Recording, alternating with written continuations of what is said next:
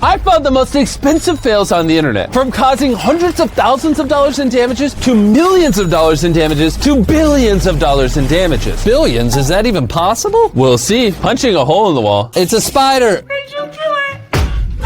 I don't blame them. That hole is going to cost $100 to fix. Thanks a lot, Rachel. This bird steals a pair of AirPods. Why is he doing a report with Also, are we going to talk about those fake AirPods that guy's rocking? The bird's taking it to the lab to see if they're real. Assuming they're real, he just lost $200. And as this video goes on, the damages will be higher and higher. A pigeon walks on wet cement. That's pretty cute, actually. Oh, wait.